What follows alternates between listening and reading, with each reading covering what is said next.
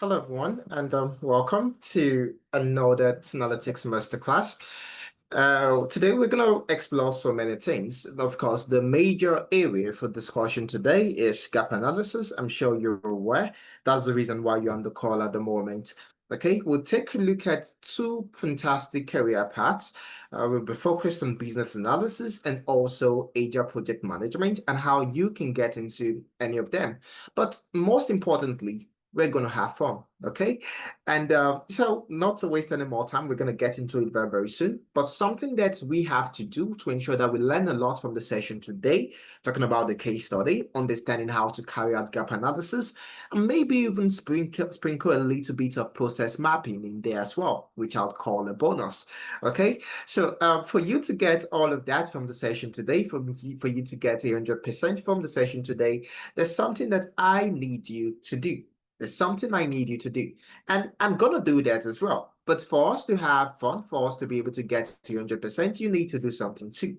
And what is that? You need to communicate. Now, when I say communicate, I know everyone cannot unmute and speak. We don't want to have a rowdy place, right? We don't want to have ruckus. So how then do you communicate? By working with the chat box. So when I ask a question or when I ask for feedback, you can just send that to the chat box. So we are communicating. So the chat box is going to be our medium for communication in the next 1 hour. So that's very, very important for us to be able to get everything I've mentioned from the case study, understanding the case study, to taking a look at how you can get started, and also most importantly, to have fun. To test this out to ensure that we are all on the same page, that I'm on the same page, that you're on the same page, and that we are all ready to go. I would like you to send your name and where you're joining us from to the chat box, okay? I'd like you to send your name and where you're joining us from to the chat box so we have an understanding of our audience and we can tailor things specifically to you so it fits your needs. Because again, that's the reason why you're here, right? So come on, I would like to meet you. So just send your name and where you're joining us from to the chat box and then we'll begin.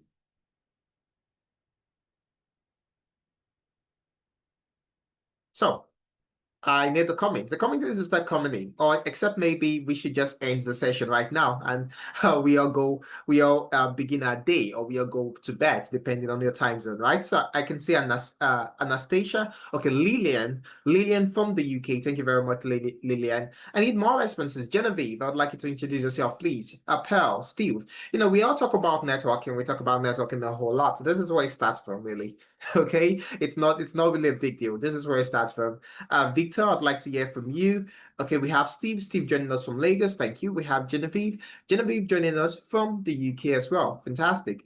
Okay, good to know. So at the moment, we're around 13. Of course, as we are moving on, more people will be joining us and we're going to have an amazing time.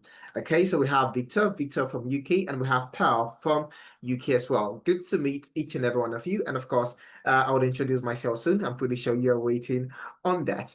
But so we don't waste any more time, so we can get into the matter for today, so we can get into the business for today. I'm gonna pull up my screen. Oh, fantastic. We have Millie joining us from Botswana. Thank you very much, Millie. And yeah, so my screen is up. What are we exploring today? What are we taking a look at? What is our main focus? Our main focus is to perform gap analysis. So it's very, very much practical. We're going to be carrying out some practicals, understanding how you can actually carry out gap analysis, because that's one of the key requirements if you're looking to get into business analysis and also into project management as well. You need to be able to analyze gaps of different organizations. And that's what we take a look at today. We're going to explore that. And we're going to be using a case study approach. And of course, we're going to have fun. The session is going to be broken down into different sections. So we have one session, and we have three sections.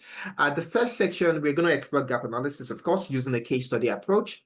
The next section is that we're going to take a look at how you can get started, the things that you need to get a job, because most of us, we're looking to transition. We want to get started in tech. So how then can you achieve that? What do you need to do to be able to achieve that? Then we'll also take a look at our upcoming cohort, which begins begins January 7th, and how you can, I'm sorry, June 7th, and how you can be a part of that as well. But if this is the first time you're joining a session hosted by Tenalytics, you might be wondering, who is Tenalytics? What are we about? So Tenalytics is an AirTech company, and we are focused on ensuring that you achieve your goals. We are like Santa. We make dreams come true. And when I say dreams, what am I talking about? For most of us on the call right now, we've been looking to transition. We've been looking to get a new job. We've been looking to get into tech. At the start of the year, you had a New Year resolution. Oh, this year, I want to be a business analyst. Oh, this year, I want to be a project manager. Oh, this year, I want to move from care and I want to move into tech, right? We are here to help you achieve that. And we've been able to help over 2,500 people, actually over 2,000 plus now, transition into tech from the classroom.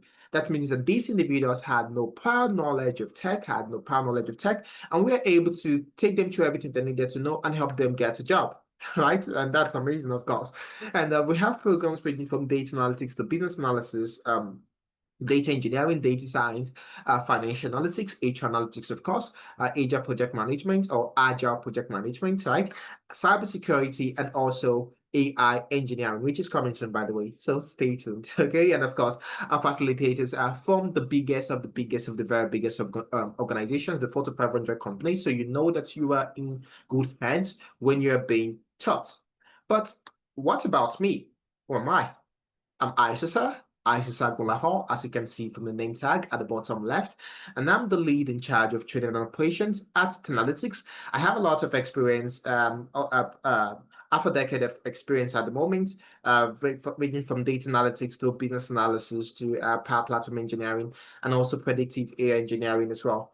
And I've also been able to work across multiple organizations across the UK, Canada, Singapore, and also Nigeria and the US too.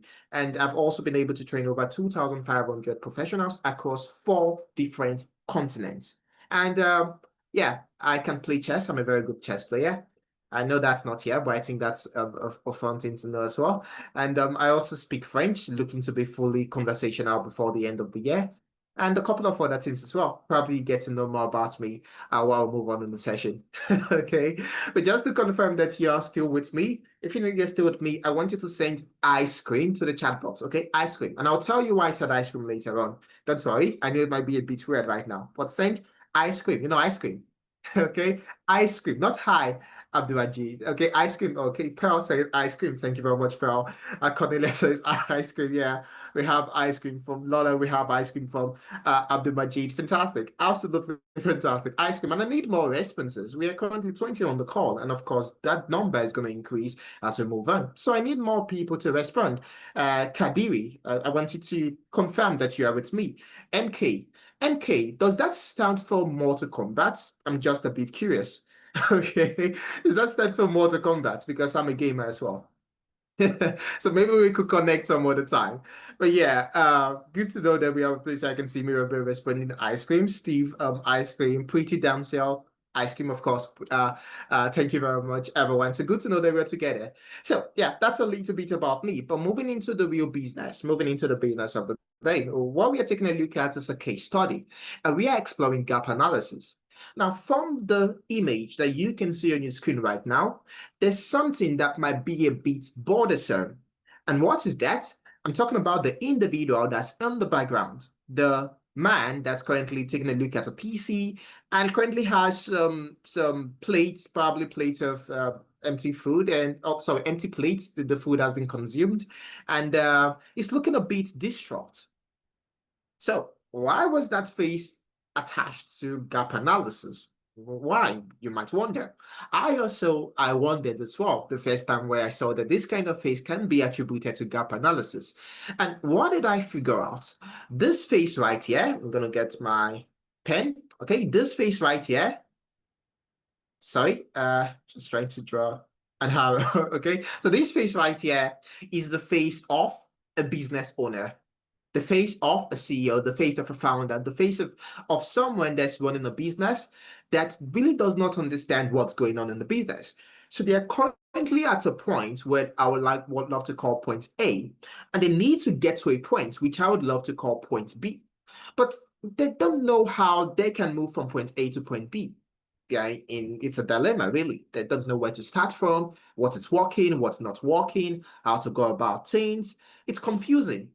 And so they're taking a look at papers, taking a look at the PC, trying to have an understanding of what's going on, doing what we call pulling an all-nighter. So this is an all-nighter. That's the reason why you can see plates of food over here. Okay, this is an all-nighter. So it's pulling an all-nighter, trying to figure out what's going on in the business. How can I get this business from point A?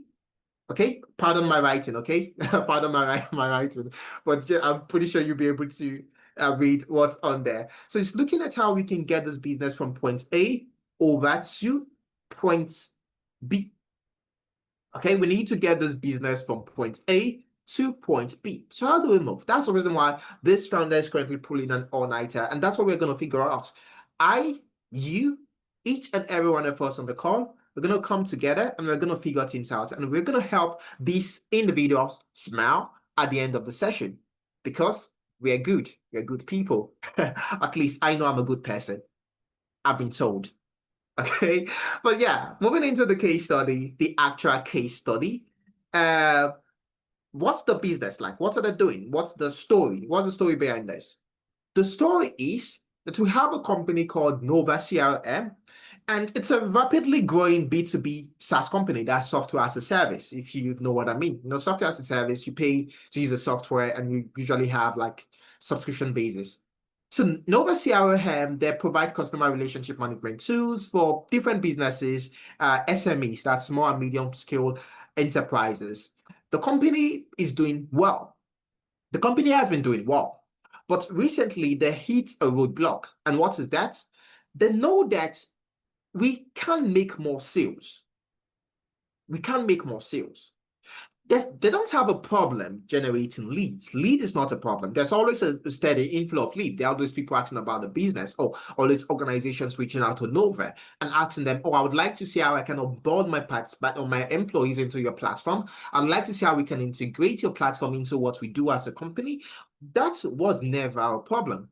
But the problem is that they have what sales guys would love to call, if you're in sales, you would understand what I'm about to say, okay? A problem with closing.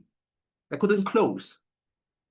So they had lots of leads, but closing was not really optimal. The conversion rate was way below industry standard. That is a problem. That was a problem. That is a problem. And that would always remain a problem when you have a business and you're doing below industry standards. And that is the reason why we have this phase once again. So what did Nova need to do? That was the problem that they're facing. What did I need to do? Then we have you and I believe it's you and I. That's the correct connotation, right? So you and I, we are the business analysts, we are the project managers in Nova, and we want to see how we can move the business from where they are right now to where they ought to be. What is gap analysis? Gap analysis, for us to define gap analysis, there's something very important we have to do. We need to break gap and analysis and take a look at each and every word individually so we have a better understanding. Gap refers to what? Gap refers to what? Gap. Yeah, what is gap? Gap means gap. I really don't think there's any other word I can use to describe gap. Gap is gap. Okay, how can we describe? Everyone knows gap. Should we spend time describing gap? Gap means like there's a space. You need to, like a chasm. Okay, so everyone knows gap, I believe. If you know gap, send gap to the chat box. Okay, if you know gap. If you don't know gap, say I don't know. Or if you know gap, send gap. If you don't know gap, say help me. So if you know gap, send gap to the chat box. And if you don't, send help me. Like I said at the start of the session, there's going to be a lot of communication. Okay, so we need to ensure we're communicating, or we just end the session right now. There has to be communication for us to get the most out of the session. So Pearl says gap. Okay, Pearl actually understands. Great. So we have Lola also understands as well. Fantastic. But need more responses. I need more responses. Everyone needs to respond. It's either you can't be on the fence. There are two options that you can choose from. The first is gap. The second is help me. Okay, so Cornelia says, help me.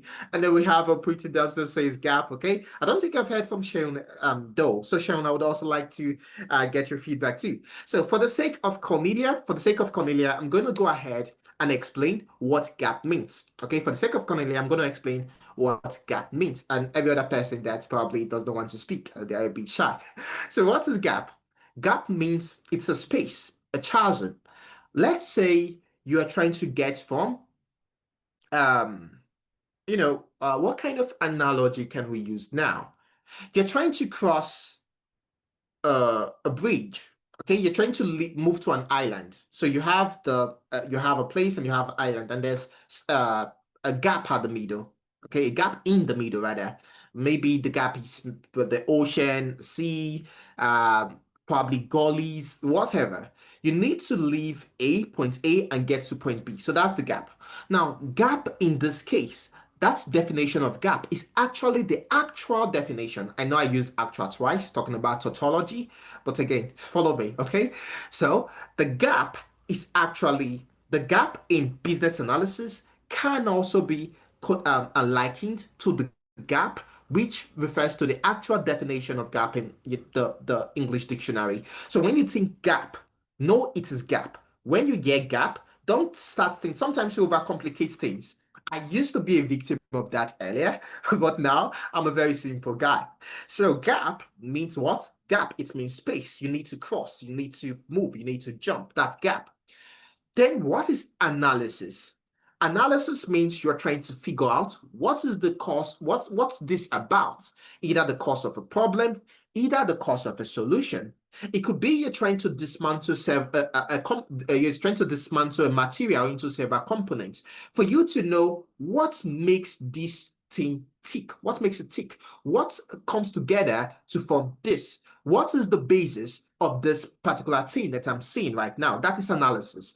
You are trying to figure out, you're looking, you're doing a deep dive. There can be analysis in every career, in science, in medicine, in data, in tech. There's analysis. You can always carry out analysis. For example, you could cook a nice dish. Okay, you cooked a nice dish and you want to carry out analysis. The analysis would be, what are the components of this dish? How long did they spend on the stove? That's how long did they spend on the stove. How long did you need to boil water? How long did you need to take before you put your ingredients? That's analysis, trying to figure out what actually made this dish this dish.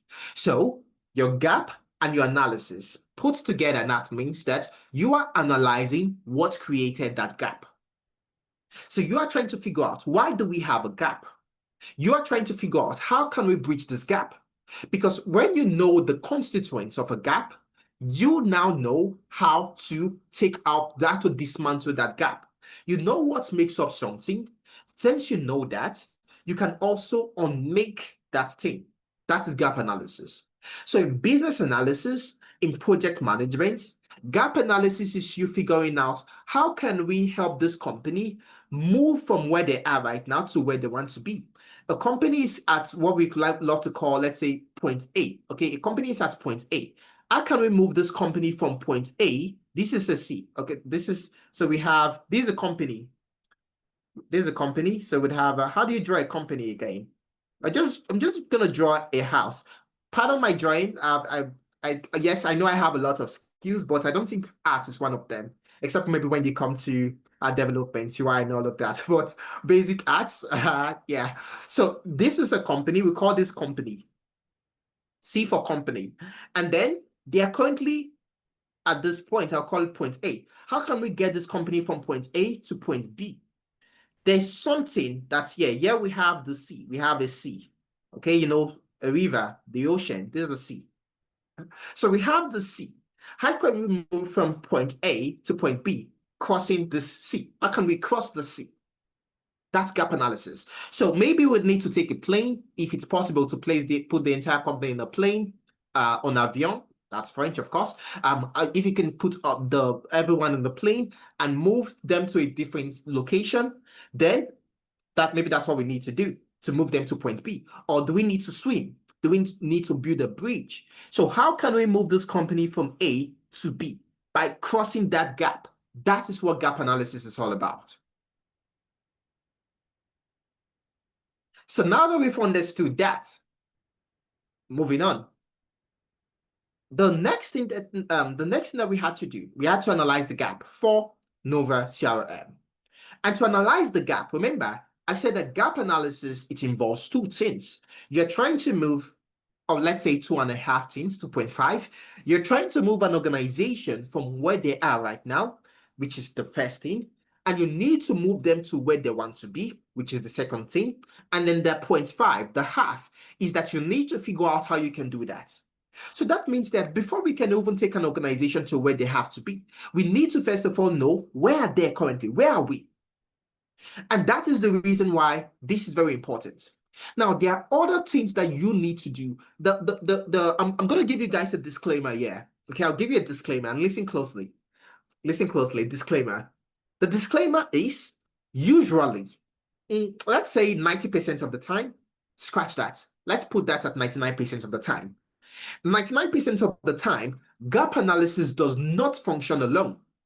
Gap analysis is usually paired with other things such as your requirements. You have to gather requirements, such things such as your process mapping, whereby you map out the current and the future states. There are other things that you have to do. Gap analysis is not a framework that works on its own. You need to be able to combine that framework with certain other things. So, for this current state, for you to be able to figure that out, for you to be able to figure out the current state of the organization, as a business analyst, something that you might have to do is elicitation. You would have to speak with stakeholders. Okay, what are we doing at the moment? You need to speak with whoever is in charge of sales. Remember, we talked about sales, right? You need to speak with whoever is in charge of sales. You need to speak with whoever the entire marketing department. What's the process like in terms of converting these leads? All of those things. That's your gathering requirements. And depending on the level of the organization, depending on the structure of the organization, you can actually go ahead to gather requirements using different methods. It could be through a quick conversation. It could be through a meeting. It could be through a survey. There are different areas, there are different ways you gather requirements. But of course, that's a topic for another day. Okay, which I'm sure we'll cover. Just ensure you stick with analytics. So you figure out, and we're not going to do that. We're not going to gather requirements right now. We're just going to focus on gap analysis. So we're going to have to create an assumption that the requirements have been gathered, that the process has been mapped, that the understanding has been gotten for us to now go ahead to say, this is our current state.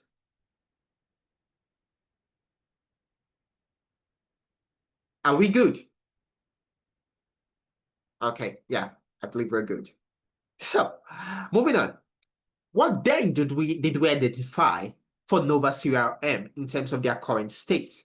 The things that we identified, we were able to figure out that the very first thing, we were able to figure out that the current leads to close rate is 14%. What does leads to close rates mean? Lead to close rates means that we've gotten a lead. Did we end up closing that lead? Closing. Again, a sales term. It means you've been able to get this customer and to make the customer, convert the customer into a buying customer. So have we been able to close this lead? What's the close rate? 14%. That means if we speak to 100 leads, we only end up converting 14 people. That's the current close rate. What else did we figure out about the current state? We figured out that the average response time at the moment to new leads is 6 hours. That means if you have someone, if you have a person, if you have a lead that reaches out to the team, making inquiries about your product, it takes 6 hours before a response is given. 6 hours before a response is given. And then we also have noticed that only 64% of interactions are logged in the CRM. Nova is a CRM company, so you'd expect that everything relating to customer relationship management is top-notch, is 100%. But a company that provides company CRM tools to organizations, their own staff is even suffering. They are even suffering when it comes to customer management. Only 64% of interactions are logged on CRM. That means that you could have a lead that's falling through the cracks because someone spoke with that particular person, but no one else knows that that particular person was spoken to. I'm going to rephrase.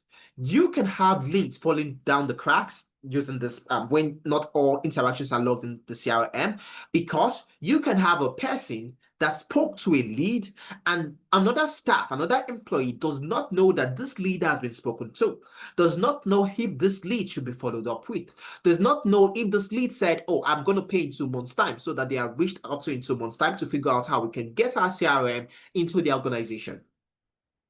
That is a problem. And then also we have that most reps give up after one follow-up.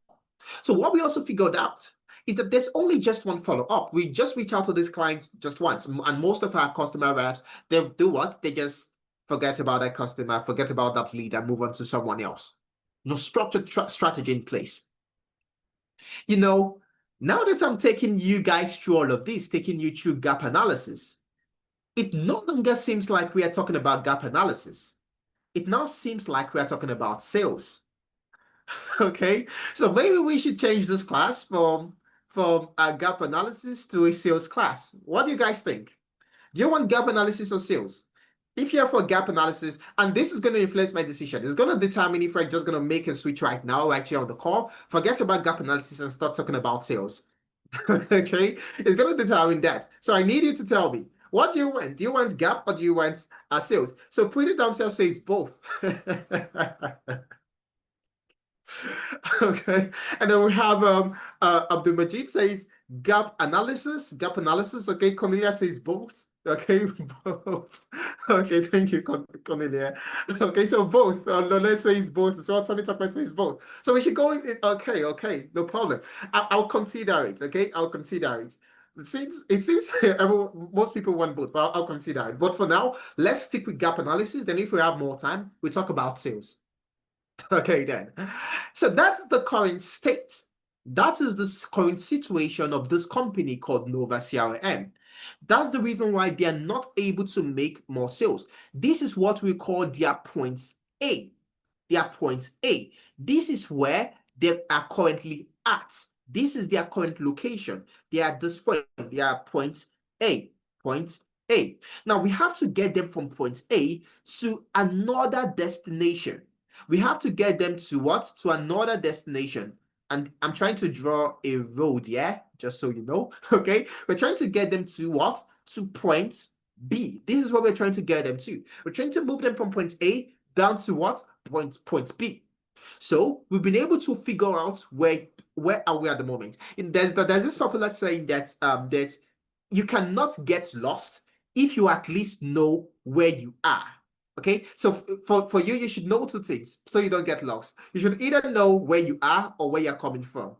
Okay. Most times you don't even have to know where you're going to, but at least know where you are and where you're coming from. So for us to even begin anything, we have to know where are we at the moment, and that's what point A and the current state does for us. Moving on, now that we've been able to figure this out, the next thing that we now have to know, where are we going to? What are we looking to achieve? At the moment, our conversion rate, our lead to close ratio is 14%, 14 to 16%. So what are we looking to achieve? There has to be clear laid out goals, clear laid out objectives for you to be able to know that you have achieved something when that thing has been achieved. When goals are not structured, when you don't know where you are going to, you might have gotten to where you want to be, but you don't know because you don't recognize it. And then you start doing other things that will take you from where you're coming, from where you want to be, taking you back to where you're coming from. So we have to understand what is our target, what is our definition of done. For the guys in Agile project management, pardon my pronunciation, Agile project management, I've been told it's Agile, so please, but if I say Agile, if I forget myself and I say Agile, please know I'm talking about Agile, okay? For the guys in Agile project management, the Agile project managers, there's this stuff called definition of done. Definition of done. I love using all this the lingo the lingo for this career path. Okay, there's something called definition of done. You're done. Like something is done. How do we know that this thing is done? That we have to know that this is done. This is done. So that when we get to the done phase, we know, oh, yes, we've actually done something. So the definition of done in this case, that's what are our objectives. What are we looking to accomplish? What is the point B that we're looking to get to? Is the point B that we're looking to get to, right? And what are we looking at? The first thing is that we want to be able to increase our lead to close conversion rate from 14% to 25%. That means that when we've been able to get to 25% lead to close conversion rate, we know that we have gotten to a place that we want to get to. We know that it is now done. We can say, yes, the project has now come to a close. And then the next thing that we need to know, the next objective that we have, is that we need to ensure that all new leads are responded to within 1 hour of assignment. Within what? 1 hour of assignment. All new leads need to be responded to within 1 hour of assignment. So when we take a look at our call logs, when we take a look at our chat history, when we've been able to see that sometimes there's a margin for error. For things like this, you want to give a margin of error for error, right? So what you'll be looking at is, let's say, maybe over 90%. It's very difficult for you to get to 100% because things happen. So you could say over 90% or over 85%. Well, we've been able to see that from our chat history, that's over 90% or over 85%, depending on the company, of leads that have reached out, that we've responded to them under 1 hour. We know that, yes, we've been able to accomplish this. So that's the second thing we are looking at. We need to be able to ensure all new leads are responded to within 1 hour. Number 3 is that we have to ensure that we maintain 100% CRM activity logging compliance. There's no room for error. There's no 99.1, 99.2. It has to be completely 100%. Anyone you talk to, any lead that reaches out has to be logged into the CRM system. And of course, we have implement a consistent three-step follow-up. So we don't just reach out to an organization, to a person. That's of course, in this case, it's a B2B, right? Nova is a B2B because they are dealing with businesses. So we don't just reach out to an organization once. No, we actually have a consistent follow-up. At least we want to reach out to those people 3 different times to get them to what? To get them to go ahead to make payments. You might be wondering, so Aisha sir, I hear you. Aisha sir, I see you. I understand that this is what gap analysis is all about. But how do I know that these are the objectives we should be getting? And this takes me back to what I mentioned earlier. Gap analysis does not work alone. There are other frameworks, there are other methodologies that needs to be integrated with gap analysis for you to get what you need to get. For something like the gap, from something like the objectives, a way that you could get this, your requirement gathering would also come in here, where you can meet with the stakeholders involved. In this case, it could be the C-suite executives. That's talking about the CEO, the CFO, the CAO, the CTO, the COG, the CDR, the CFG. All of the C's you can think about. Okay, so that maybe this involves me reaching out to them and letting them know, okay, what's the plan? What are we looking to achieve? And then getting all of the requirements and using that to form what we call an acceptance criteria that you would present to the team that's going to be working on this. And yeah, acceptance criteria. Again, I love working with these lingos, okay? But don't worry. If you don't know what acceptance criteria is, we're going to work on that. We'll figure that out another day. So stick with analytics. So that's what I'm saying. With all of those things, you are able to understand what the objectives are, what we need to do to be able to accomplish our goals. So now that we've seen the objectives, the next thing that you usually do is that you now go ahead to map out a current state using tools like your Lucid Chat, your Draw.io, or your Microsoft Visio. You map out this flow chart. They are called process maps that you show, okay, this is what we're currently doing at the moment. A lead reaches out, it moves to this point, it moves to this point, this person does this, till we get the lead converted, right? You should map all of that out because that's also going to be included. Most times that's included in your SRS, sometimes in your BROD2, but the BRD, most times you try to keep the BRD as summarized as possible since you're just looking at key points for stakeholders to know if they want to get into that project or not. And when I say BRD, I'm referring to the business requirement document. And of course, your SRS is your software requirement specification when you're looking to build softwares, right? So that's it. So you build all of those things. And we don't have the time to go through that today, but maybe some other time we'll take a look at how you can build process maps, what the different shapes mean, how you can go about all of that.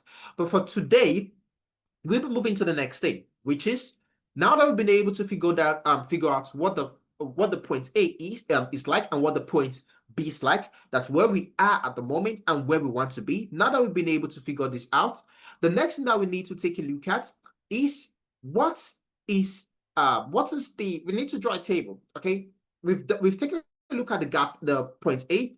Apologies about this business introduction. That's at the top. This was an error. Okay, so you've been able to take a look at where are we at the moment. You've been able to see where we want to be. Now, something that you have to figure out, what is the gap?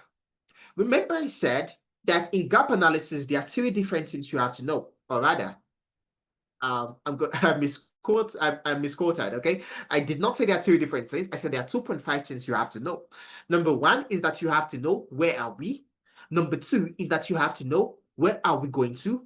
And then the half, that's the 0.5. 0.5 is what? Who can get that? Anyone that gets that correctly, I have a special present for you at the end of the session today. Okay, what's the last thing I said? The half, the 0.5. If you get that correctly, at the end of the session, I have a special present for you. Pearl said the figuring out. The figuring out what? What are you figuring out?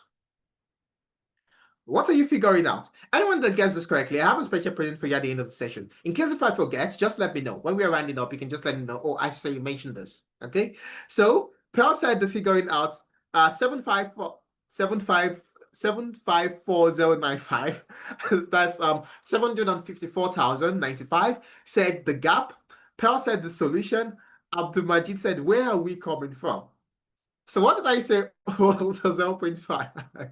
0.5. Okay, I think I'm gonna give this to Pearl. Pearl said the figuring out because we have to figure out how can we move this company from point A to point B. So Pearl, I have a special present for you. Okay, so yeah, just in case if I forget, you can remind me at the end of the session. So that's it. That's the 0.5. So we've been able to see point A and we've been able to see point B. Now we have to bridge that gap. What out can we get from this point to this other point? And how do we do that? Taking a look at this, you'd see that what we have right now, you have the desired state. The desired state is where are we going to? The current state is where are we? The area of focus is what are we working on? And the gap description is how can we bridge this? What is the gap? Remember, gap is a chasm, it's a space, hole. That's what it is. So the area of focus is the lead conversion. We have to increase the lead conversion. The desired state at the moment is 25%. The desired state, that's where we want to get to, is 25%. The current state is 14%. What is the gap? The gap is that we are not following up consistently. There's inconsistent follow-up and there's weak nurturing. What is weak nurturing? We are not following up with leads. Okay, we're not following up with leads, just a single follow-up. So that's the gap. So we have to figure out how to bridge that gap. The number two area of focus is the lead response time. The lead response time, the desired state is that we want to see how we can make this at least an hour, less than an hour. In the current state, we currently have a 6 hours time to reach out to respond to leads. And what's the gap? Why is there a gap between 6 and 1? That's the meaning of the gap. So why are we currently doing 6 hours instead of doing 1 hour? What is that gap? The gap is that there's no lead assignment automation. Okay, there's no lead assignment automation. That means when a lead reaches out, someone has to now go ahead to say, oh, you respond to this person, you respond to this person. The process is not automated. That is what? That is the gap. That is the reason why we are currently at 6 hours instead of doing an hour. Then the third area of focus is the CRM usage.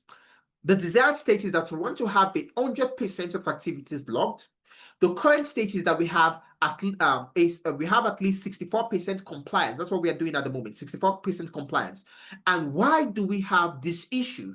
Why is there a gap? The reason we have a gap is that there's a lack of enforcement and monitoring. That's we are not getting the kind of attitudes we need to get from our reps. So the monitoring is not being done properly by whoever is in charge of, whoever is in charge of that department. There's no proper monitoring. Everyone is just doing whatever they like. And that's the reason why we have a 64% compliance at the moment instead of 100% compliance. And then we have the follow-up strategy. What is the follow-up strategy? That's an area of focus. The current, the desired state right now, the desired state where we want to get to is that we want to at least have three structured touches that reach out to a lead 3 times before we say, okay, this lead is not going to pay. And what is the current state? We only have just one follow-up. What is the gap? There's no documented or enforced process. We reach out to the lead because we're not even placing it in the CRM. No one knows what's happening. No one understands the process. Everyone is just trying to do whatever works for them. That is the gap. Gap analysis is sweet. It's just like ice cream. Just like a scoop of vanilla and another scoop of chocolate. Yeah, I know you might be wondering. It seems Isisa loves ice cream. We'll get into that later on. But moving on. The next thing that we need to take a look at are the recommendations. So what do we have to do to get this right? We've been able to identify the gap, but that is not the end. We've identified the gap. We now need to know how do we bridge that gap. So we're having a gap where people are not for we don't have a process in place. We have a gap at the moment where okay, let's take a look at it again. We have a gap at the moment where leads are not being assigned automatically. We have a gap at the moment where there's inconsistent follow-up and weak nurturing. So how do we fix all of these gaps? That's where your recommendations come in. Again, what I said, the recommendations, they're still on that process that you need to use to get your recommendations. You don't just go to bed and wake up and say, oh, recommendations. You see what that is you do. Or we're not going to be able to do that. We're just focused on gap analysis right now. The recommendations app, you need to implement an automated lead routing tool via, let's say, HubSpot, Salesforce, whatever tool that you want to use. Or maybe Nova would want to work with their own CRM tool, because don't forget, Nova is actually a CRM organization. Okay, so maybe they want to work with theirs as well. The next thing that you want to do is that you want to create a standardized follow-up sequence using tools like like Apollo or Outreach. There's specific reasons I added some of these tools so you can attach technicality to this. You don't just say implement an automated lead routing tool. How are we going to do that? Is there something we're going to use to do that? Are we going to build our own system? Is there a software we're supposed to subscribe to? How do we do that? So there has to be a how. It's not just what to do. There has to be how. How do we do that? Then we also have that we need to introduce weekly CRM usage audits with manager check-ins.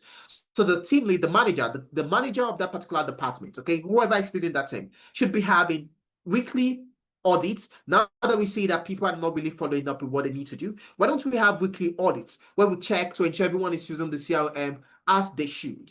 And then we have run monthly workshops on follow-up techniques and biopsychology. Sometimes it all falls down to educating your staff. It all comes down to skilling up your staff for them to be able to know how to do constant follow-up and increase their conversion ratio. So that's something that to also consider. Okay, maybe we need to see how we can get our staff into a program, subscribe to a program for them, or teach them. Just find a way to skill up your staff, right? That's for the recommendations.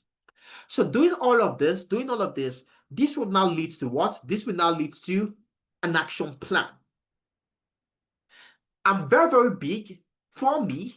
I'm very, very big on systems. If you follow me on LinkedIn, so you can check me out on LinkedIn, Aisha Agmolaho. Okay, my LinkedIn link is also on this slide. So once you get access to this, you can check me out on LinkedIn. You would see that I always talk about systems. I talk about systems. I talk about strategy, because it's very, very easy to have an idea. Oh, this is what we want to do. We want to accomplish this. We want to be able to. We want to be able to do 60%. At the moment, just 60%, we want to do 100%. And what's the gap? There's a gap. What do we need to do? We need to have a weekly audit. It's easy to say things, but when you don't have a structured plan, nothing works. When you don't have a structured plan, when you don't have people that are actually on, oh, this is what we need to do. This is step 1, step 2, step 3, step 4, step 5. When you don't have all of this, there is a problem. About last week, at the start of this week. Was it this week or last week? This week or this week? I made a post talking about the fact that ideas are easy. Ideas are easy to generate. You can just go about saying, oh, this is my idea. I'm doing amazing. Well, this is the idea. We want to accomplish this amazing thing. We want to do this. We want to do that. Ideas are easy to generate. The actual problem, the actual stuff in there is the execution. You need to ensure that that you have product owners who owns this particular product, owns this particular step. Who can I always ask, okay, this is what we need to do. Or if it doesn't work, I know someone that I can reach out to. What are the various steps that we need to do? What is the timeline? Any project without a timeline is going to slowly fade. No timeline is going to slowly fade. No product owner is going to just go, it will just go, it will take wings. The project will take wings and fly when you don't have product owners. And when I say take wings and fly, I mean everyone will forget about it because there's nobody following up. There's nobody that knows that this is what I'm supposed to be working on. And that's why gap analysis also has all of this. I added this myself, okay? So just in case you know about gap analysis and you don't know about your structure, you don't know about your systems, then please ensure that you find a way to embed systems into your gap analysis. And so what you want to now do, you want to take a look at how you can, for the action item, remember our focus area before we had like, we need to automate lead routes. That was the gap, right? Now, the action item is that we can go ahead to what? Automate lead routing. And then who is the owner? We need to assign this to someone. Okay, let's say this is going to go to the sales operations lead. And then the timeline. The timeline is going to be in 2 weeks. We need this thing done within max of 2 weeks. Within 2 weeks, there has to be a timeline. Like I said, any project without a timeline is going to slowly fade. There has to be a timeline. So this is what we're looking to achieve this. Okay, what are the resources that we need to implement to get this done? Okay, let's work with HubSpot workflows. The next thing, the design follow-up templates, sequences, that's follow-ups. How do we, because remember I mentioned that we have to upskill, we need to upskill staff. Okay, we need to upskill, maybe provide them with templates, tell them, okay, when a participant, when a lead says, oh, I don't have money, or this is not what our focus right now, this is what you say, provide that kind of template that they can always refer to ensure that they are closing leads. So that's what you want to do, design follow-ups. And who is going to be in charge of this? The sales manager. And what's the timeline? Between week 2 to 3, we want to be able to achieve this. Sometimes for this, my timeline, I made my timeline one project after another. Sometimes, depending on you, if you are working in an agile team, the process I employed for this particular timeline is what you call the waterfall. For the agile project managers, we're going to explore all of that, okay? Stay with me. What I'm currently working with right now is called the waterfall, whereby you have to complete one thing before you move on to the next. And this is actually an outdated technology. So I placed this here to show you that, okay, there are other ways you can get this done. When you're using the Agile framework, instead of you having, okay, we need to automate leading routing before you move to the next, you could have automate lead routing week 1 to 2, and then you have the design follow-up week 1 to 2. Since you have different product owners and you have different people, different teams working on different aspects, you can get more done in little time. So that's just by the side. Just dropping some extra tips. Because what can I say? I'm a very good person. Okay, so that's it. That's but yeah, for this waterfall. So you have week 1 to 2, where you have the timeline for automate lead routing. Then the next we have the design follow-up. What do we need to do? We need to email tools, copywriters, get copywriters, maybe bring the copywriters to the team, or try to see how we can skill our staff so they become copywriters themselves. And then for the launch CRM audit tracker, who is going to be in charge of this? We have the Rev Ops. That's for some teams, for some organizations, sales ops lead, sales manager, all of this is like it's one role. Okay, but the bigger the organization, the more you see all of these things are more structured. So the Rev Ops, that's the person in charge of reverse operations.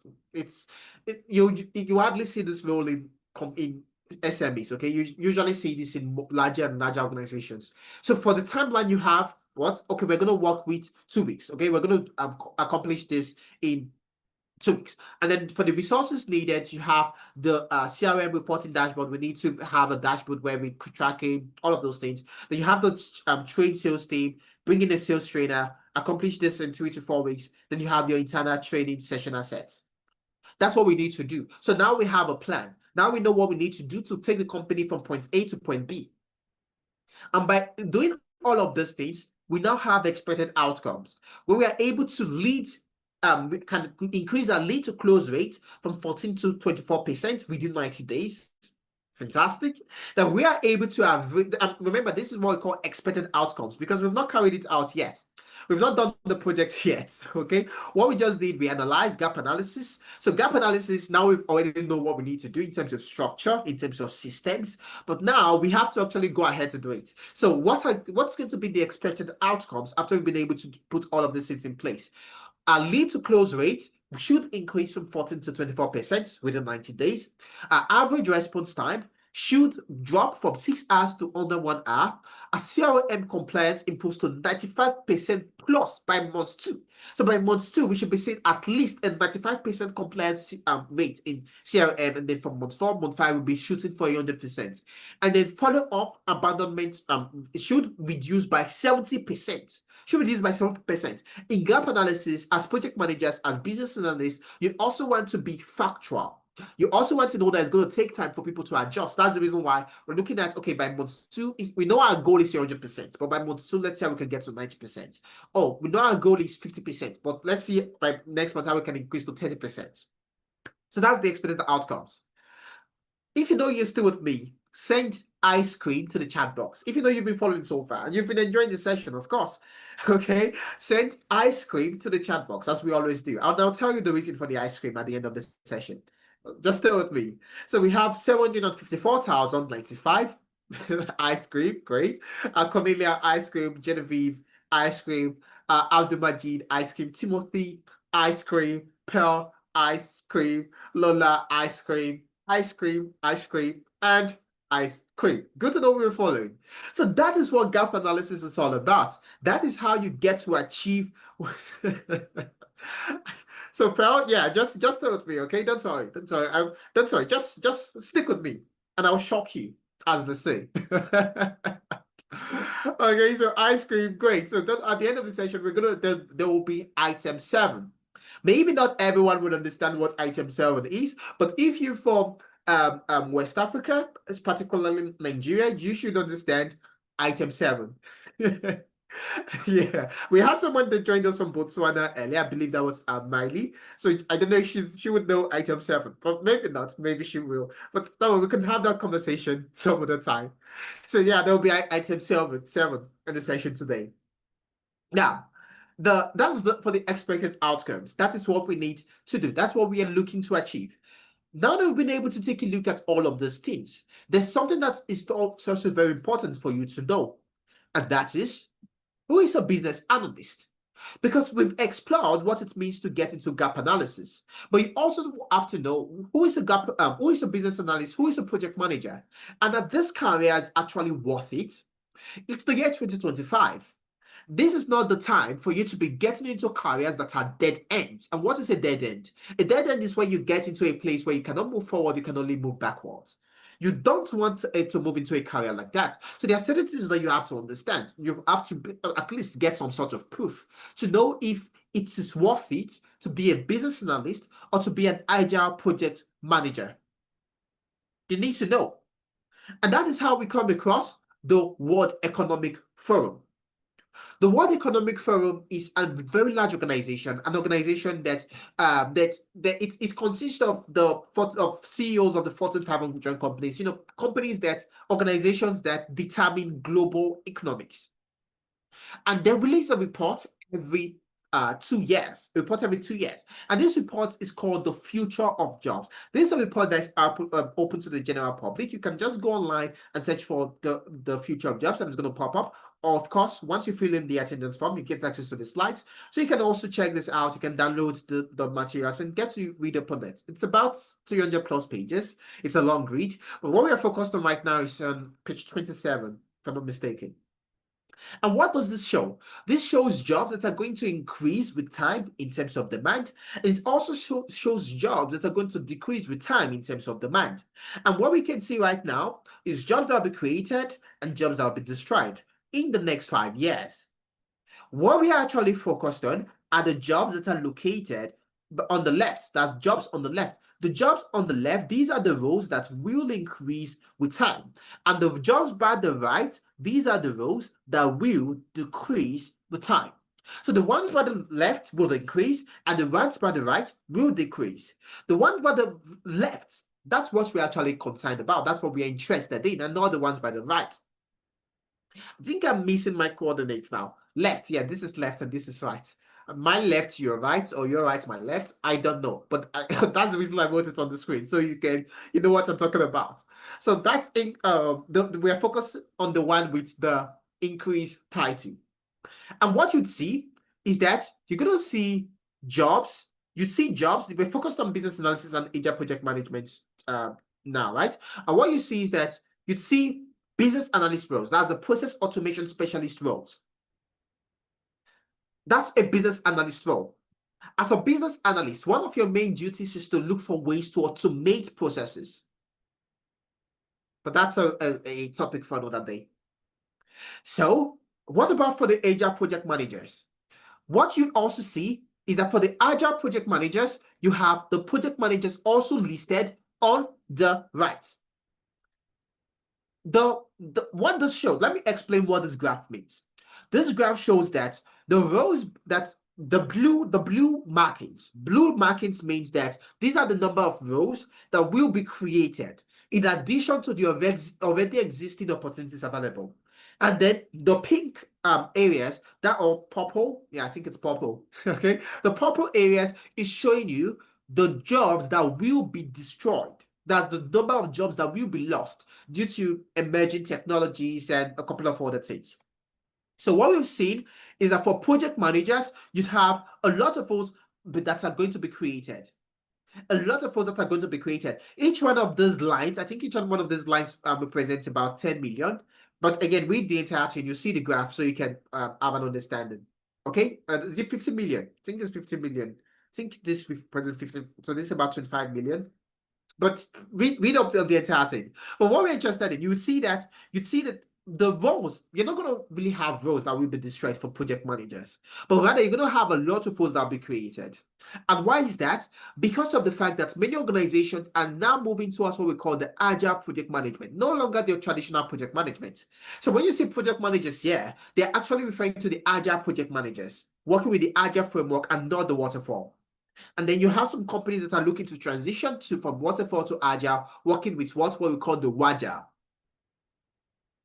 And of course, you also have the business analyst as management and organization analyst. That's also a role that a business analyst can function on. There are several other roles, but these are the two main aspects that we are taking a look at. And some other practical that you can do yourself right now. If you're in the UK, you can go on read.co.uk right now while we are speaking and search for what? Search for business analyst roles.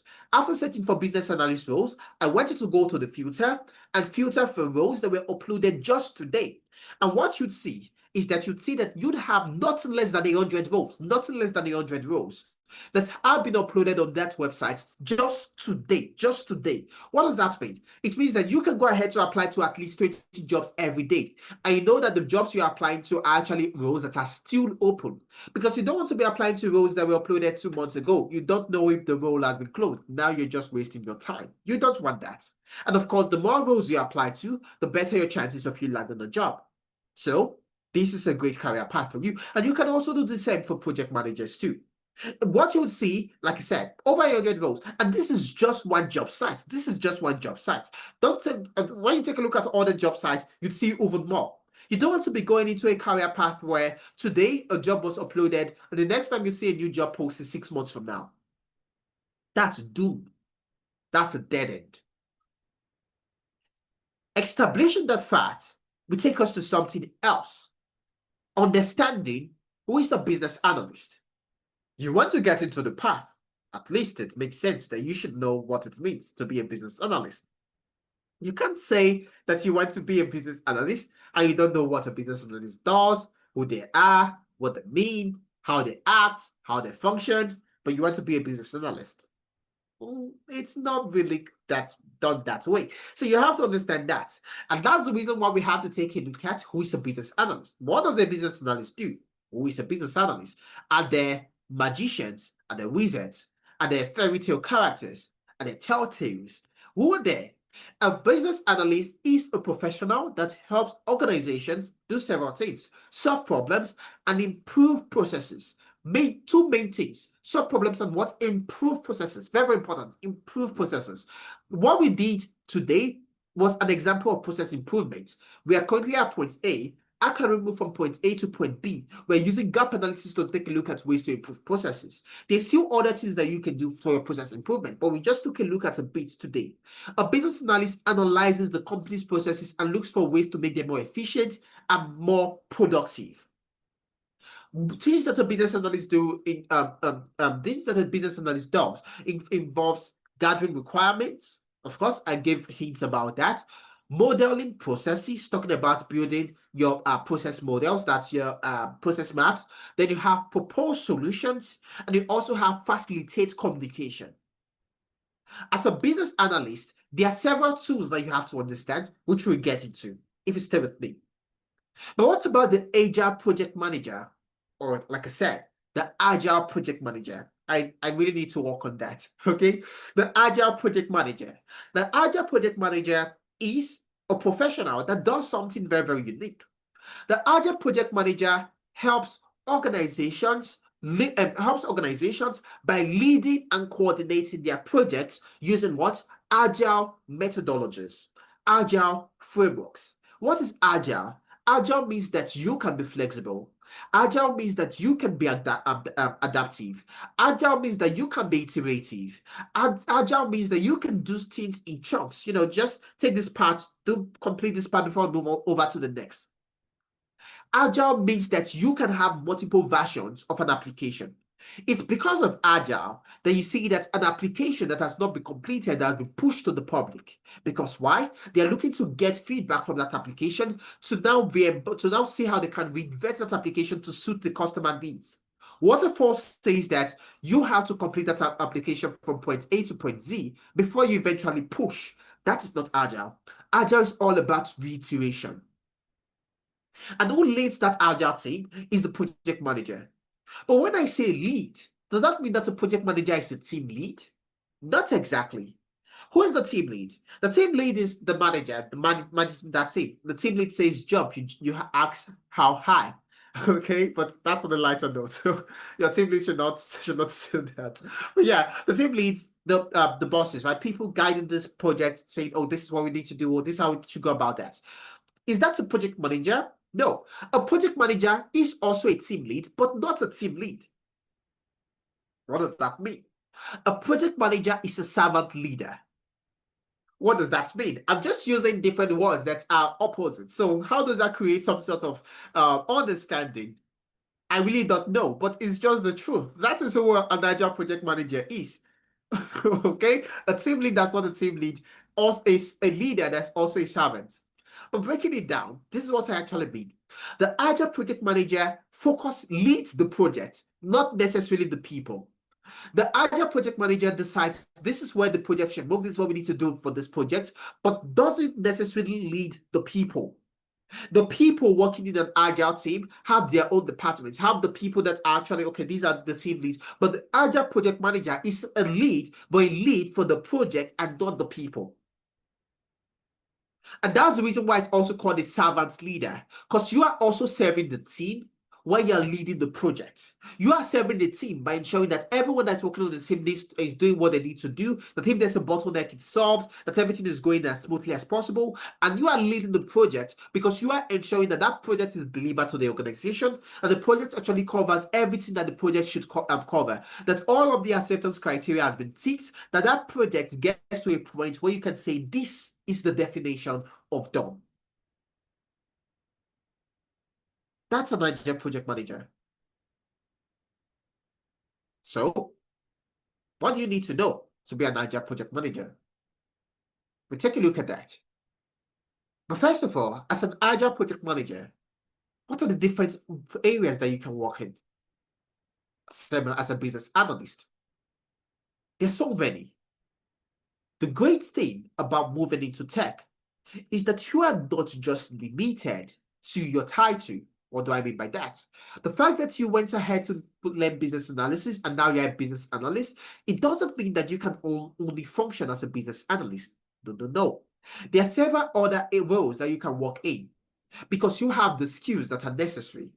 You can work as a business analyst, as a business data analyst, a process analyst, a requirement analyst, a systems analyst, all of these things. And then for the agile project management, you can work as a scrum master, an agile coach, a lead agile coach, because as an agile project manager, agile project manager, you get to function in you get to understand different agile frameworks, the scrum, the kanban, the lean. So you're not just only a scrum master, you're also a lead master, and you're also a kanban master. And that's the reason why it's now called agile project management, and not just the fact that you're a scrum master.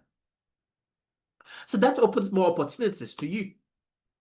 And as an agile project manager, what are the tools that you need to know? What are your key learning areas? The major tools that you need to understand: your Confluence, your Jira, and your Trello. These are the two major tools. You also have Asana creeping in there, but the major tools are your Trello, your Jira, and your Confluence, because these are what most organizations work with. And the learning areas, you need to understand your foundations of Agile and Scrum. You need to understand your Scrum events. When you're talking about Scrum events, what am I talking about? Your sprint planning, your sprint retrospective, your sprint review, your sprint. There are a couple of the others where you decide, okay, this is what we want to work on. You meet with your team, decide on the plan for that week. You get to work on it. You have a retrospective where, okay, now we've had our review. We've shown our stakeholders what we're working on. Was there anything we did not get right? All of these things, you need to understand that. And what is the learning timeline like? The learning timeline is we get to learn on Saturdays and on Saturdays. Every other Saturday, to be exact.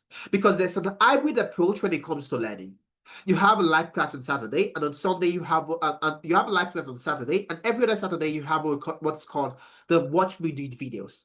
You have it doesn't matter your location. So maybe it doesn't matter where you are located in the meridian. If you are at the west, in the south, plus -7 GMT or +7 GMT, there is a class for you.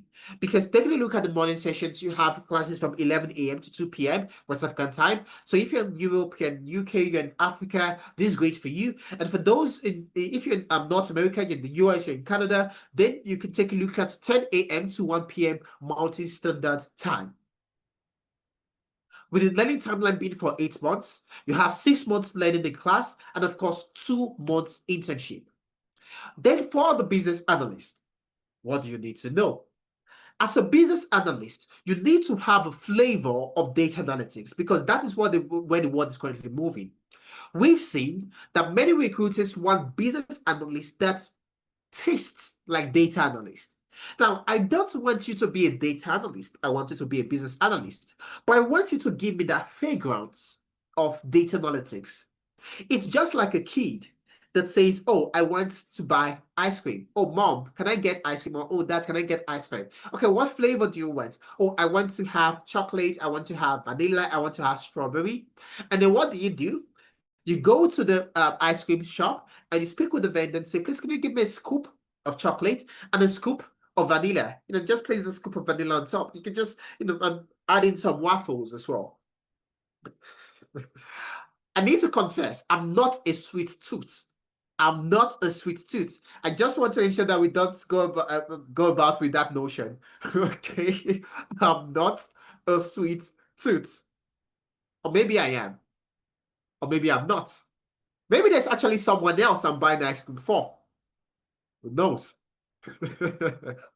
But then, as a business analyst, talking about the data, like I said, you need to have a flavor of data analytics. And that is the reason why you need to have an understanding of your Excel, your SQL, and your Power BI. You don't have to go into in depth as what the data analyst will do. No, you just need to be able to carry out your basic analytical functions so you can work as a business data analyst.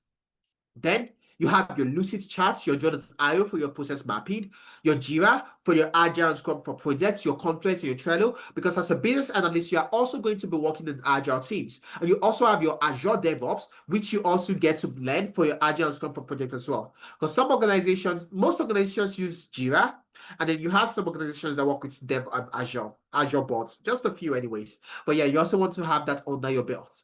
Then ChatGPT for business analysis. The learning timeline: Saturdays, same thing, Saturdays, 11 a.m. to 2 p.m. For West African time, or UTC for those in the UK, and then 6 p.m. to 9 p.m., 10 a.m. to 1 p.m. MST for those in Canada, in the US. Learning timeline: 17, 8 months, 6 months of learning, and 2 months internship.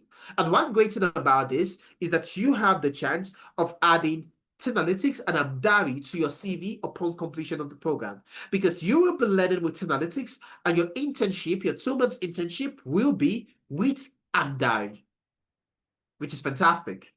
Okay, imagine being able to get references from two different, but we'll take a look at that. And there are so many people that have been able to make that switch. At Analytics, what we call success is when we've been able to help people transition to get their first job in tech. And how do we, we are very, very much successful. Okay, remember, success is not when you become, when you go ahead to register. No, success is when you get a job. And we are very much successful because we've been able to help over 2,850 plus individuals transition from the classroom into getting their first job in tech. And we can help you too. So many people that we've been able to help. For Ikmat, that was able to transition to getting a job as a data analyst after completing our data analytics program. She's transitioned from being a full-time stay-at-home mom in the UK, and of course, she eventually got a job with the NHS as a data analyst. To Ramat, that we helped get a job as a business analyst after completing our business analysis training program, currently works as a business architect. So many people, but we don't have all the time in the world to go through all of this. Abigail, that we were able to help transition from a care worker in Canada. She was a care worker in Canada, had no experience in business analysis, but we assisted her. We put her through everything she needed to do, and today she works as a business analyst with the government of Alberta in Canada. And you can listen to this individual speak. All you need to do, get into the slides, click on all of this, and get to listen to their testimonials. To Lois, that we helped get a job as a project manager after transitioning from the business analytics program, to Hope, that we helped get a job as a project manager after completing the Agile project management program, to Ungazi, that we helped get a job as a business analyst in Huddersfield in the UK after going through the business analysis training program. Our background experience was in customer service, not in business analyst, but we made it happen because we are Santa Claus to be exact. For you to be able to be like each and every one of these individuals I've mentioned, for you to be able to transition and get that job, the technical skills is not the only thing you need. You need to complete the job equation. You need the other 50%. The first 50% is there to provide you with the technical skills so you can do the work. The other 50% is there to ensure that you actually get the work to do. Because if you don't get the work to do, then how are you going to go ahead to do the work? If you don't have employability skills, your technical skills become non-existent. Because if you don't have a job, how then do you get technical? So that's the reason why we are very much successful, because we know this. And that's why you get additional employability skills from being able to have your CV. Your CV will be reviewed and revamped. What does that mean? We'll work on your CV for you, and generate your CV is ATS worthy, and we'll show you how you can work on your CV so that when you're applying to other jobs, you know you can tailor your CV to those job descriptions. So we're not just giving you fish, we are teaching you how to fish. Okay, and of course, the LinkedIn optimization. LinkedIn is a great platform. If you're not on LinkedIn, there's really a problem, because on LinkedIn, you have recruiters on LinkedIn reaching out to people, recruiting individuals to join them with projects. And I know for a fact that I've recruited hundreds of people from LinkedIn to work with me on either short projects or on other things. Okay, and what I do is I reach out to, I go on LinkedIn and I search for these individuals, and then I see certain people. And I'm like, okay, there are certain things that will draw me to your profile. But now we'll have another session called LinkedIn. Okay, but you want to ensure that your LinkedIn is optimized so you can get those opportunities where you are getting job offers that you did not even know existed. People reaching out to you and telling you to work with them. Then you have navigated the job market. You're new to a place, you just moved to a location, and you're not really familiar with that climb. What we do is that we bring in recruiters, expert recruiters in each and every one of this location that will tell you that this is what they look at for in recruiters. These are the people that you are actually applying to, that you are sending your CVs to. Recruiters from Silicon Valley and the rest. These are the people that you're actually sending your CVs to. And what are they doing? They're telling you not just the red flags, but also the green flags. Because it takes a recruiter an average of 2 to 6 seconds to scan through your CV. No one spends 5 minutes taking a look at your CV. No one. So if you feel people are going to read your CV, that's a lie. That means that there are certain things they are looking out for that will determine if you get an interview or not. And that is what this session is for, to ensure that you eventually get a job. You get an interview, right? And we don't just end there. Once you've gotten the interview, you can go ahead to schedule an interview prep with a professional to have a one-on-one session where you are told everything you need to do, how you can answer questions about yourself, how you can answer questions about your experience, how you can answer technical interview questions, how you can ensure that you are putting your best feet forward so that your fit is not just in the organization, but that your entire being is thrown into the organization and that you end up working with them. And something that we also know is that many recruiters would want you to provide some sort of reference. They want to know, have you worked with someone that can say, yes, this person is a fantastic person, so that I'm not bringing in a liability to my organization. And as long as you're a participant or an alumnus with analytics, you are sure of getting a reference letter whenever the need arises. 2, on-the-job support. You've gotten the job, you need help. You've gotten the job, you need guidance. What do? We support you. You can reach out and we'll tell you, okay, this is what you need to do. This is what you need to do. So you go back to work and so you do amazingly well. You ask us the questions, we tell you what you need to do, and you go back to work and you do well. So we're not going to work for you, but we'll guide you. Okay? That's what the job support. And of course, mentorship. Weekly, you're mentored every week. Mentorship is one very big thing. I get a lot of requests for mentorship, and I understand because it makes a lot of sense. You want people that have been able to do what you're looking to do, that will guide you on what you need to do, so you get to do what has been done. Sorry, I love using puns a lot. So yeah, so that is what you need. You need to be mentored. Mentorship would help you succeed a whole lot faster in whatever you're looking to do. So every week, we bring in experts that will talk to you, tell you how you can put your best feet forward, new ways to apply to jobs, things that you might be doing wrongly, and how you can correct all of that so that you do get that role. And if you're looking to freelance, you want to succeed on Upwork, we have Upwork optimization sessions where you're shown how you can succeed on Upwork, how you can write outstanding proposals, get a great profile, and attract clients to you so you can be a successful freelancer, right? That's something that you also get. All of this is in addition to the technical skills. That's what will land you the job. And this is what the LMS looks like. Of course, I don't think I'm going to have time to go through this in detail, but again, you're going to have a blended learning process. So it doesn't matter if you're the kind of person that would prefer speaking with someone. You want to speak with someone, ask questions, be on a live call like this, interact, have experiential learning. No problem, you're good to go. Or if you're the kind of person that wants to go over videos over and over and over and over again, you want to play in half speed or something, no problem, you're good to go. Due to the hybrid approach that we use at Analytics. And our next quarter starting June 7th, and you should be a part of that. Is just about next week. I think next week. So you have to be a part of that because you want to jump on the moving train. Again, who is Analytics? We are Santa. We're here to help you achieve your dreams. You want a gift. At the start of the year, you asked for a present. And what was that present? I want to get a job. That's what we're here for, to make your dreams come true. So how do you get to be a part of the next cohort, which is going to start in a couple of weeks' time, in 2 weeks' time, or next week? I think next week, okay? Which is going to be next week. Simple. You just have to register. And what's the registration? If you want to go for the business analysis program or for the Agile project management program, you get to pay $900. Okay, you get to pay $900. But at the moment, we are currently running a discount only for the first 20 people to register. If you're part of the first 20 people, you are going to get to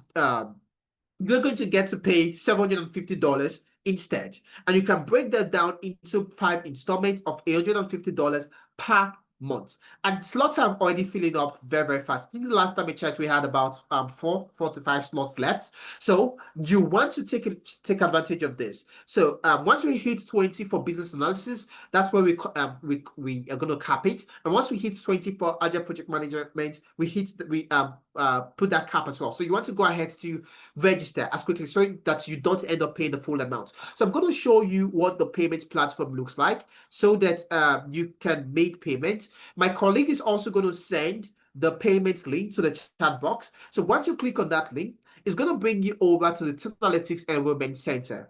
And over here, you'd see where you can chat with Analytics. So maybe you're trying to make payments and you come across an issue or two. You can chat with us. There's someone on the back end to respond to you and help you fix whatever issues you're having. Over here, you can get access to all our program brochures. Maybe you're interested in the other programs, not just business analysis or agile project management. You can click on this and you get access to all the program brochures so you have an understanding of what the program stands to offer from point A to the end. The cohort is currently the discount is currently running as you can see. So once you want to make payments, you scroll down and you get to see all of the different courses. Let's say you want to be an agile project manager. You can go ahead to click on register for agile project management.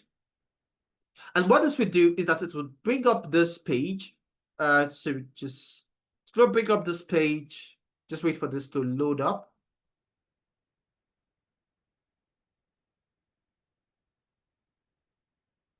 Okay, so it brings up this page right? So you can see we have just 6 slots left for agile project management, and I believe this should get filled next 3 or 4 days. As probably maybe even tonight. So you want to see how you can jump on this quickly. So the project management, the yeah, like I said, if you qualify for the discount, you get to pay $750 instead of $900. And you can break that down into as much as 5 monthly installments. But something else that you'll be getting, if you decided, okay, you know what? I actually want to go ahead to make a one-time payment. You get an extra $50 taken off. Now, this is what I mean. What is the full amount? The full amount is $900. This is the full amount. Now you qualify for the discount, you get to pay what? $750 instead. You get to pay $750 instead. Now you decide, okay, I don't want to break this into 5 installments. I want to pay this once, or I want to break this into at least 2 installments where I can pay 250, where I can pay $200, $200+ per month to complete my payments. If you do that, if you decided, oh yeah, I want to make a one-time payment, or I want to break the payment into 2 installments, you get to have an extra $50 taken off, and so your total will now be $700, and that's what you end up paying. That's if you decide to go with the one-time payment or 2 monthly payments. But if you want to break that into multiple installments, that's fine as well. So for 2 monthly installments, you get to pay $250 for each month for 2 months. For 4 monthly installments, you get to pay $187.50 for each month. And of course, that's for 4 months. And then for the 5 month plan, you get to pay $150 for 5 months. So once you select any of the programs on any of the tranche that you're looking to go with, once you select any of the tranche you're looking to go with, you go ahead to click on secure your seats. And what that will do for you, it brings up the payment platform where you insert your details and then you get to decide if you want to pay using your card or if you want to pay using a transfer. And then once you do that, you get a receipt that will be sent to you via email. And on that receipt, it would also be attached with a link telling you to click on that link to complete your registration. Once you click on that link, you fill in your details, you upload your receipt, and you get a confirmation email from us confirming your payment in addition to your welcome kit, which contains everything you need to get started. And something you can also do, just in case you don't want to click on that link, you can come back here and use this instead, which reads upload your receipt. Yeah.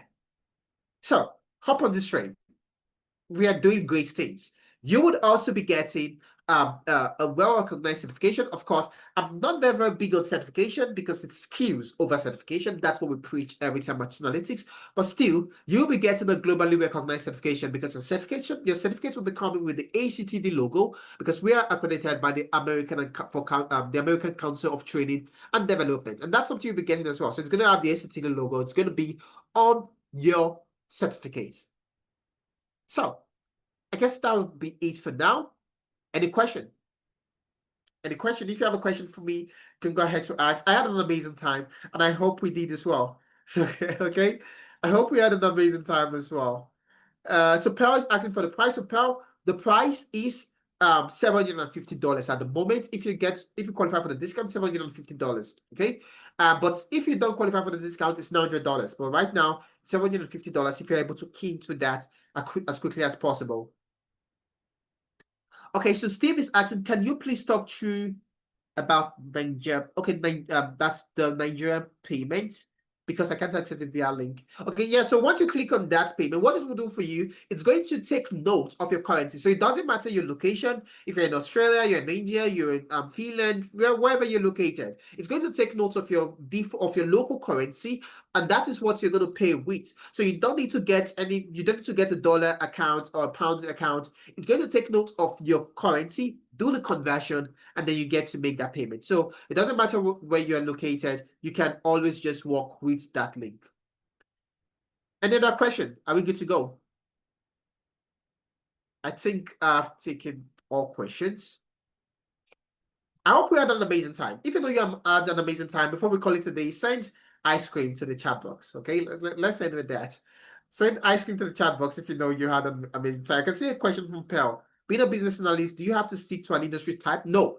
As a business analyst, you can work in every and any industry. Every and in any industry as a business analyst. Health, FMCG, sales, fintech, head tech, whatever industry, you can work as a business analyst.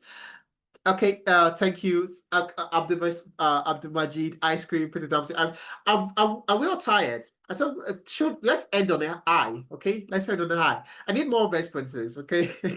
Oh, thank you very much, Steve. Good to know that we enjoyed the session. Good to know we enjoyed the session. If you have other questions, you can always just book a session. So just reach out to any of the admins in the tech community. Today we would like to speak to a professional. So you get to book a session where you have that personal conversation and you can ask any question and every question that you might have. Okay, I will guide you on that. Thank you for joining me today, and I had an amazing time, and I know that you did as well. Till I see you some other time, do ensure that you go ahead to make payments as quickly as possible, because again, there's something we always tell our kids, and that's what I'm going to be telling you right now. And what's that? Quick says the clock. Whatever you have to do ensure you do quick. Cheers, everyone.